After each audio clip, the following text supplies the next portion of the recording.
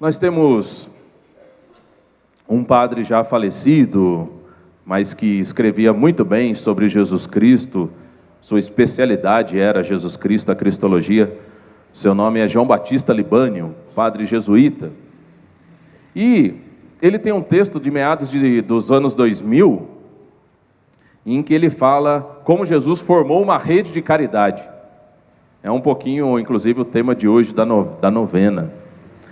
E lá falava sobre as características de cada discípulo, dizendo que havia uma providência divina, porque Jesus não os conhecia.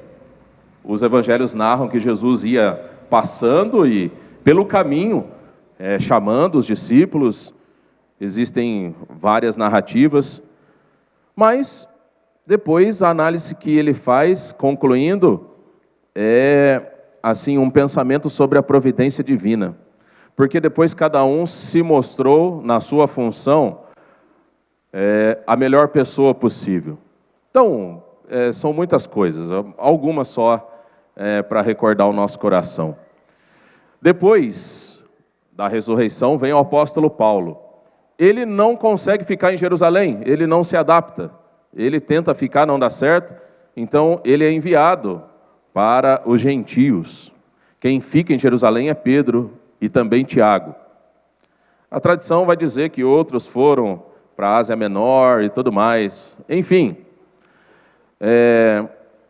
o João permanece junto de Pedro, mas também depois vai para uma grande viagem, para um lugar especial que talvez só ele poderia estar.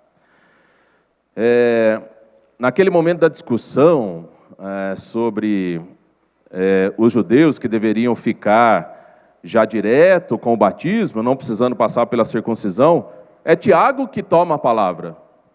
Então parece que ele é o psicólogo da turma, ele é quem faz a moderação. Ninguém conseguia fazer do jeito que ele fazia.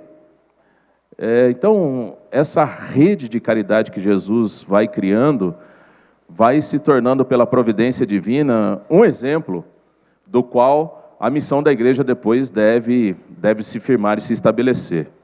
E sem alongar muito, tem nos Atos dos Apóstolos que nós vamos lendo durante a semana e agora esse discurso de Pedro da primeira leitura, convidando as pessoas a aderirem pelo credo a Jesus Cristo ressuscitado. Então 3.000 são batizados. Tem aquele detalhe que é sempre assim interessante e intrigante.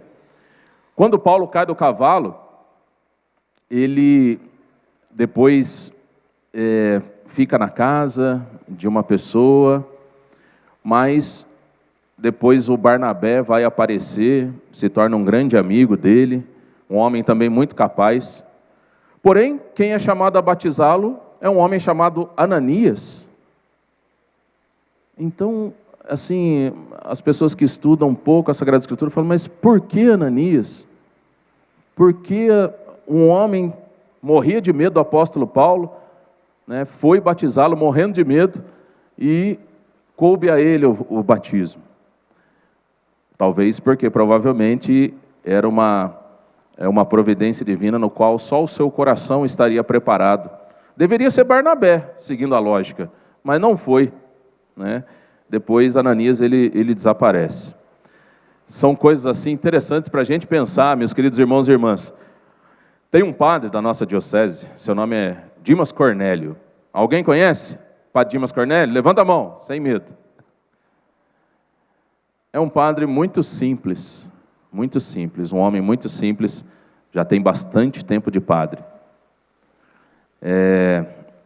Não tem doutorado, não tem mestrado, talvez não tenha esse dom de administrar tanto e tudo mais. Mas olha, Dom Eusébio, fosse o lugar onde ele estivesse, em Santa Catarina, no Rio de Janeiro, ele vinha para se confessar com Dimas Cornélio, Padre Dimas Cornélio. Dom Moacir vem de Ribeirão Preto para se confessar com ele. Dom Nelson vem de Santo André para se confessar com ele. Dom José Roberto Fortes Palau vem da Diocese de Limeira para se confessar com ele. Dom Rogério Augusto das Neves vem agora de São Paulo para se confessar com ele. Vejam, parece que é a missão dele, além, lógico, de todo o seu ministério. E a gente olha assim e pensa, coitado de nós, a gente não tem essa possibilidade, a gente não tem essa capacidade, só ele tem. E nunca estabeleceu assim como meta da vida dele ser confessor desses grandes bispos, mas eles vêm para se confessar com esse padre.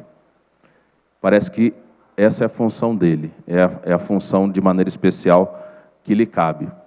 Então imaginem, né, o quanto de segredo que esse homem guarda de tantas pessoas importantes. Então, pensemos, inclusive a partir do texto da novena de hoje, aquilo que Frederico Ozanam escuta de uma rede de caridade que deve ser formada por todas as pessoas, médicos, advogados, pessoas que não são letradas. O que importa é que, unindo-se, todos, da sua maneira e na sua área, possam estar à disposição do Senhor, indo em direção aos pobres.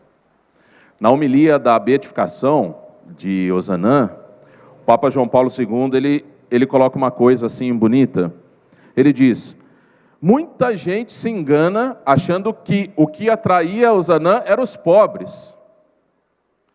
O que atraía Ozanam era o Senhor Jesus Cristo, que fazia ele olhar com o coração de Cristo os pobres.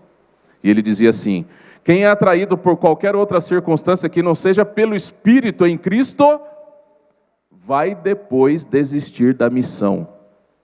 Qualquer motivação, mesmo que seja importante, porque mexe com a gente, claro que mexe. As situações de quem passam dificuldades, mexe com a gente. A gente pode fazer uma ajuda ali no momento, mas só persiste verdadeiramente quem é atraído em primeiro lugar por Jesus Cristo. E ele chamava a atenção para que as pessoas começassem a escrever sobre Frederico Ozanam nessa espiritualidade, de que todos nós vamos em direção aos necessitados, porque quem nos atrai em primeiro lugar é o Senhor Jesus Cristo. Então, encerrando a nossa partilha, para ser bem concreto com relação ao Evangelho de Emaús, eles trocam um coração, eles trocam de caminho e, de maneira especial, eles trocam de pensamento. 3 coisas que acontecem no diálogo que Jesus estabelece com eles.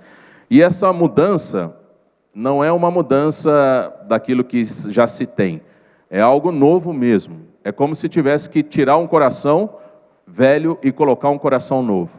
É como se tivesse que tirar o cérebro para colocar um pensamento novo, e é como se tivesse que sair do caminho e pegar um outro caminho, um caminho novo. É assim que o coração deles ardia pelo caminho que estavam trilhando, e é assim que eles seguiram outro caminho. Apocalipse de São João fala de novo céu, nova terra, né? Tem uma música que fala: dai-nos um novo coração, e é assim que todos são reunidos em torno do Cristo ressuscitado. As mulheres, as testemunhas da ressurreição, uma rede de caridade verdadeira, nós nos tempos de hoje, sempre com um coração novo, buscando esse caminho novo que o tempo nos reserva, e de maneira especial, sempre com um pensamento novo, voltado para o Senhor Jesus Cristo e dali para a missão.